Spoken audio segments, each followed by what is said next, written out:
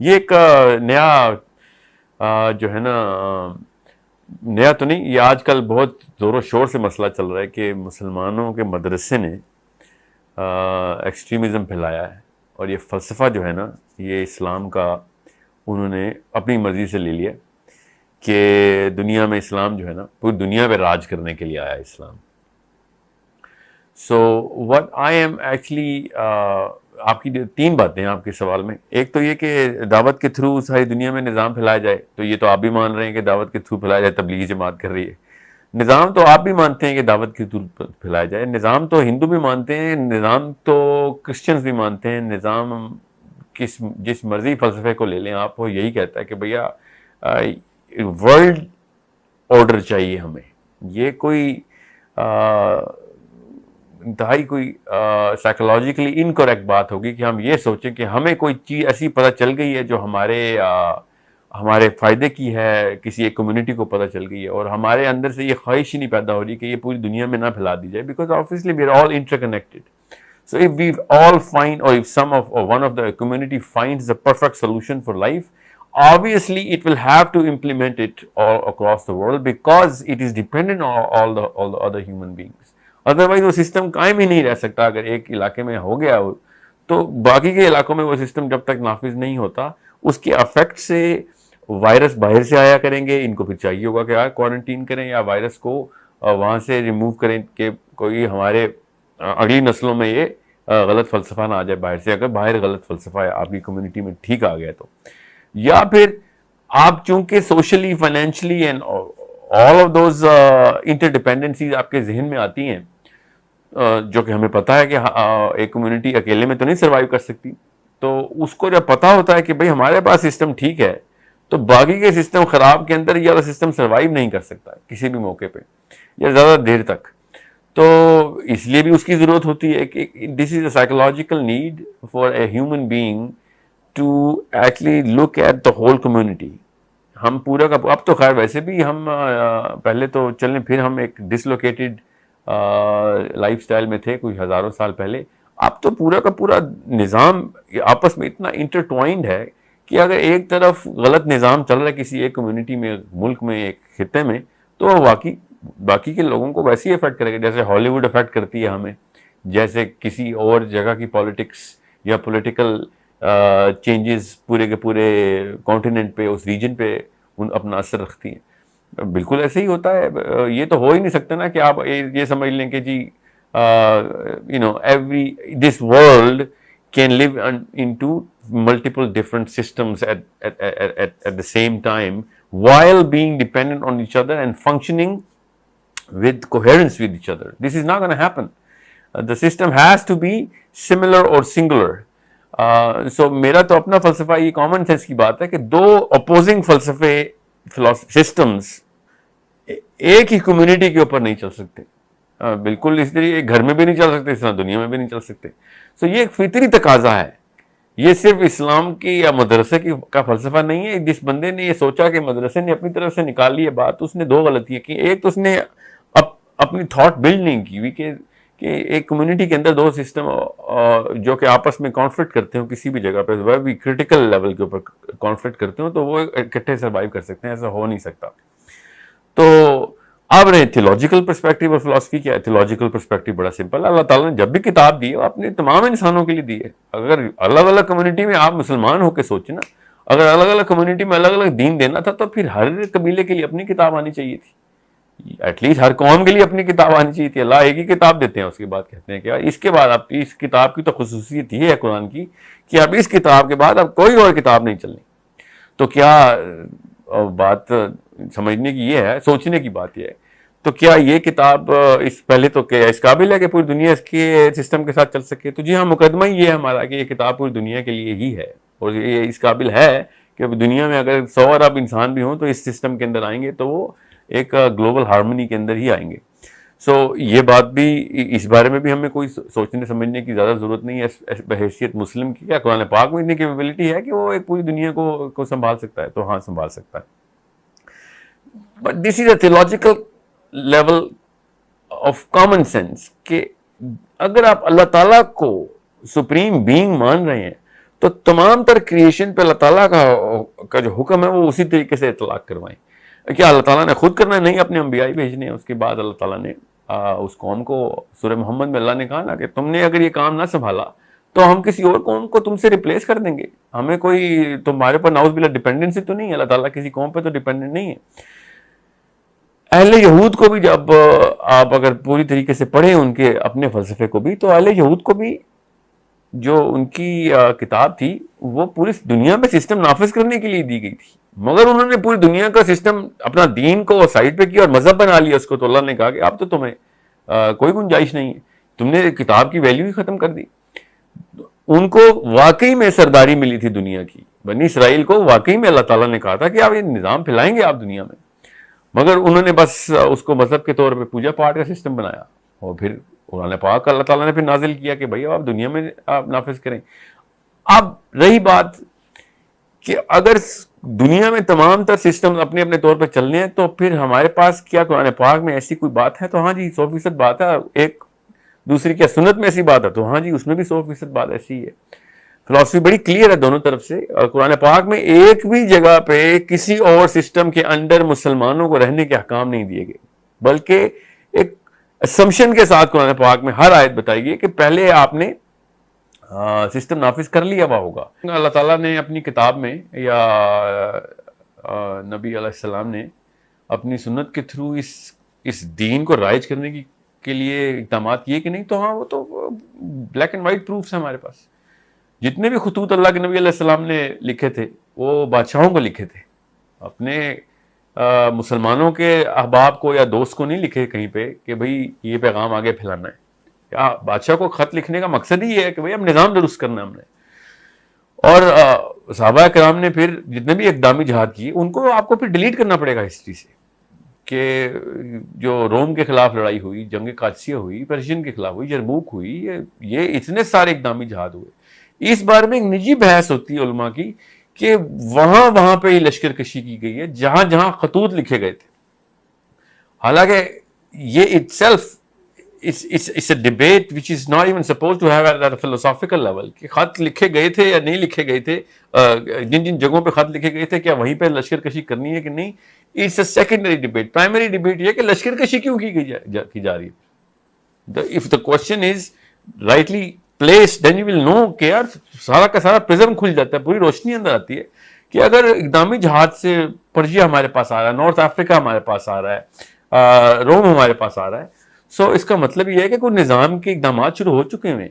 اور یہی بات ابوبکر صدیق نے کی حضرت اسامہ کا لشکر بھیجتے ہوئے کہ مجھے تم اس راستے سے کیوں ہٹا رہے ہو, کہ حالانکہ تمام صحابہ کی کونسل, علی بن ابی طالب نے بھی کہہ دیا تھا, عمر بن خطاب رضی اللہ عنہ نے بھی کہہ دیا تھا کہ ابھی مت کریں, حضرت اسامہ کا لشکر مت بھیجیں, کیونکہ اس وقت لوگ مرتد ہو رہے ہیں اللہ کے نبی صلی اللہ علیہ وسلم کے وصال کے وقت.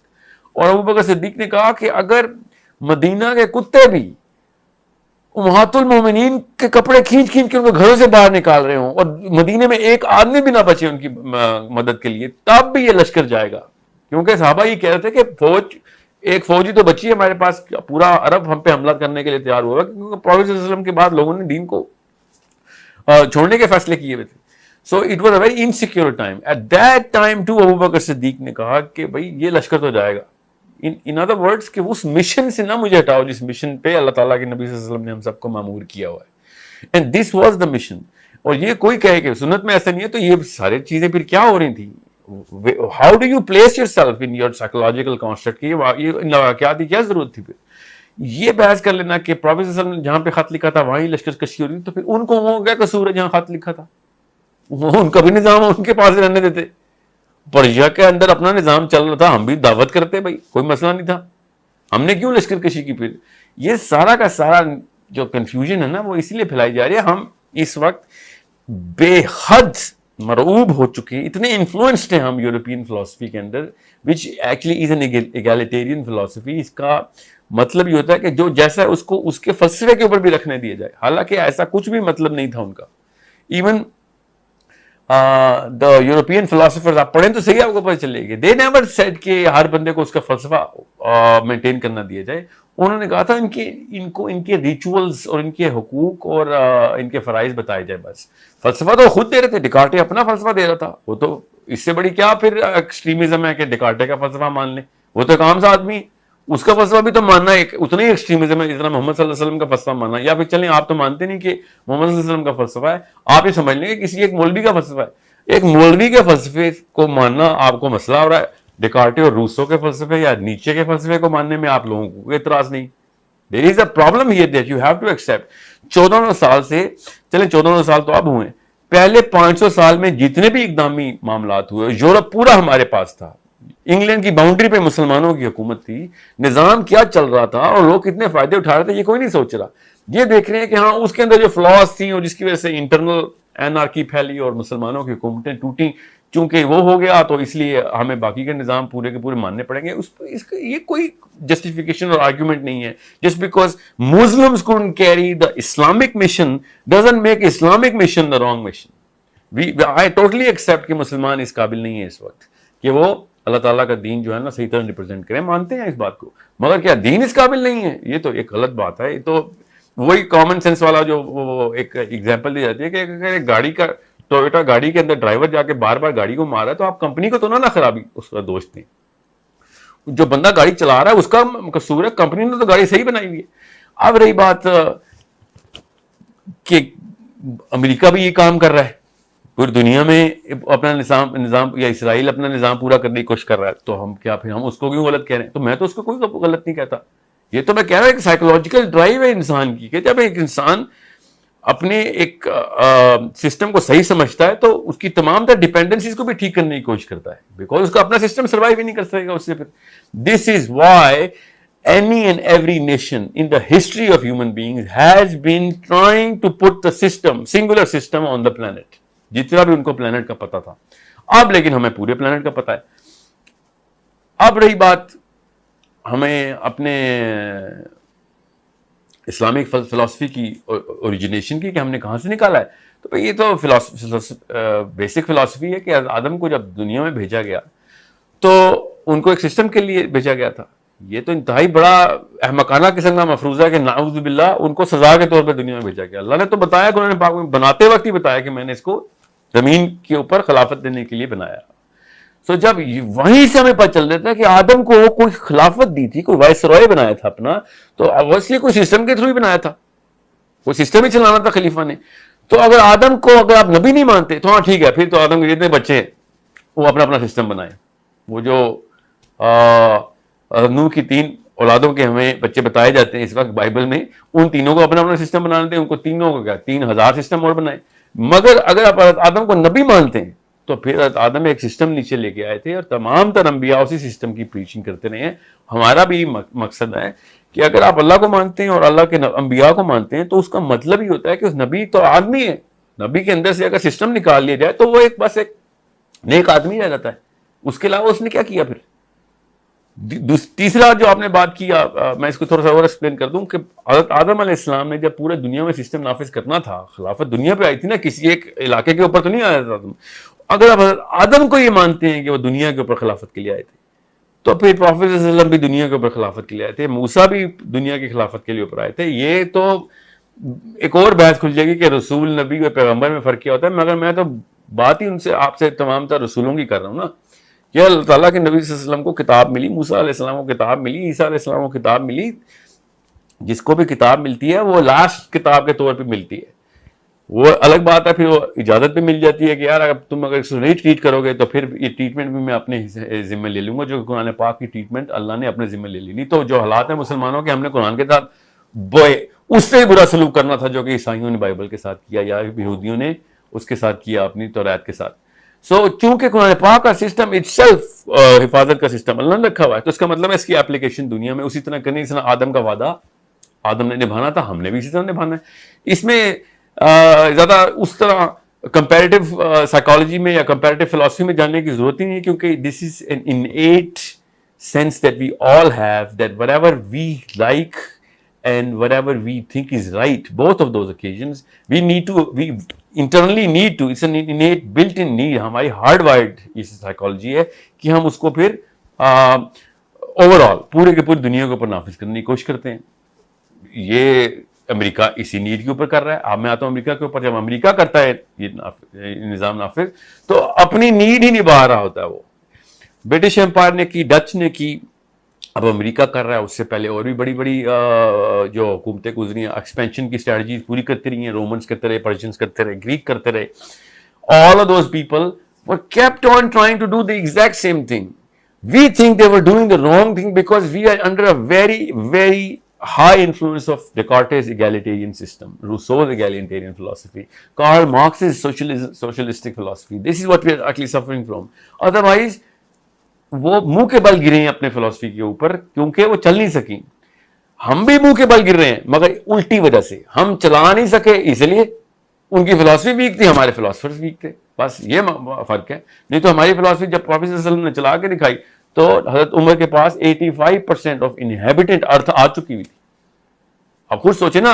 اور اس کے بعد یہودی کیا کہتے ہیں, وہ 800 سال, ہماری 3000 سالہ ہسٹری کے سب سے بہترین وہ 800 سال ہیں کہ جس میں ہم نے مسلمانوں کے اندر وقت گزارا یورپ میں. ان کے پتہ مصیبتوں کے پہاڑی ٹوٹتے رہے ورنہ تو سارا کا سارا ان کے دور میں.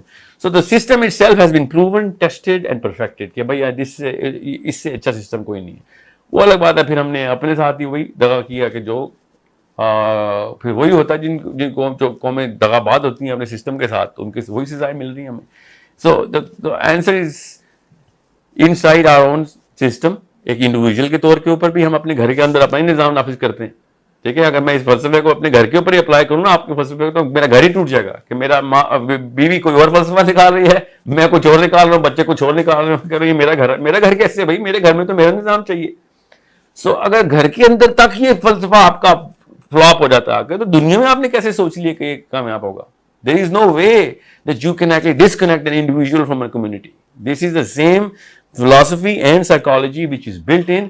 وہ الگ بات ہے ہم بھول جاتے ہیں, اللہ تعالیٰ بار بار یاد کراتے رہتے ہیں پھر ہمیں اپنی کتابوں کے تھرو, انبیاء کے تھرو. ابھی ہمیں عرصہ ہو گیا ہے, شکر ہے کتاب وہی ہے, ہمیں یہ کتاب کے تھرو ہی پتہ کرنا پڑے گا. Last and but not least, آپ نے کہا قرآن پاک میں نہیں ہے. قرآن پاک تو پہلے ہی احکامی آیتیں دے رہا ہے. ان سے جزیہ لو, ان کے اوپر ٹیکس لگاؤ, باغیوں کے ساتھ کیا کرنا ہے اور محکوم قوم کے ساتھ کیا کرنا ہے. کبھی بھی نہیں بتایا حاکم کے ساتھ کیا کرنا ہے آپ نے. قرآن پاک تو سسٹم ہی یہ بتاتا ہے کہ اسیوم کرتا ہے کہ تم نے یہ سسٹم بنایا ہے, اس کے بعد تمہارے کیا کام ہے. جس نے سسٹم کے لیے کوشش نہیں کی, قرآن پاک اس کی کتاب ہی نہیں ہے. وہ جا کے بائبل پڑھے, بہت ہی اچھی کتاب ہے اس کے لیے. ٹھیک ہے. آخری پوائنٹ جو آپ نے بات کی تھی تبلیغی جماعت کی, تو تبلیغی جماعت نے یہ جو معاملہ کیا ہوا ہے دعوت کا, تبلیغی جماعت کا یہ نہج ہے ہی نہیں کہ وہ غیر مسلموں کو دعوت دے. تبلیغی جماعت اسی مشن کے اوپر ہے مگر ایٹ اے پیسو لیول کہ مسلمانوں کا تو ایمان اس قابل ہو تب ہم دین کے اوپر آئیں گے. ان کے اوپر تو یہ مقدمہ ہوتا ہے کہ اس بات کا ویٹ کر رہے ہیں. تو بڑا اچھا جواب دیتے ہیں اس بات کا کہ بھائی ویٹ اس بات کرے گا 1% بھی صحابی کے لیول کے بندے آ جائیں, 1% بھی آ جائیں نا امت میں, تو ہم اپنا کام شروع کریں. وہ خود ہی شروع کر دیں گے. Tablighi Jamaat is not a فرقہ, نور از اٹ کہ وہ کوئی 5000 نون فیلوز ہیں پیچھے سے ڈاکٹرین لکھنے بیٹھ کے. وہ دائی اکٹھے ہوئے ہیں لوگوں کی اور صرف مسلمانوں کے ایمان کی درستگی اور پختگی کے لیے کام کر رہے ہیں. جو آپ کہہ رہے ہیں وہ غیر مسلموں کے فلسفے کے اوپر دعوت ہے. ایسا کوئی نظام اللہ نے نہیں بتایا ہوا کہ اتنے % مسلمان کرنے آپ نے دنیا میں آ کے. کسی بھی مسلمان کو یہ گارنٹی وہ جاب نہیں ملی ہوئی. اللہ نے تو بلکہ جاب اٹھا لی کہ تم کون ہوتے ہو کسی کو مسلمان کرنے والے. یہ ہدایت تو صرف میرا کام ہے. ابو طالب نہیں مسلمان ہو سکے, ہم بیٹھے اس وقت جارج بش کو مسلمان کرنے کی باتیں کر رہے ہیں. This is a totally different way of looking at Islam and this is under a very high influence of European philosophy. اگر یہ فلسفی کا انفلوئنس ہوگا تو پھر ہر فلسفی کی آپ رسپیکٹ کرنا شروع کر دیں گے. اللہ تعالیٰ نے کسی فلسفی کی رسپیکٹ نہیں کی, اور بلکہ یہ کہا کہ جب تم نے میرے فلسفے کے اندر اپنا کوئی پیچ لگانے کی کوشش کی تو اس کو میں طاغوت کہوں گا. تم کون ہوتے ہو فلسفہ چینج کرنے والے؟ فلسفی ایک ہی ہے.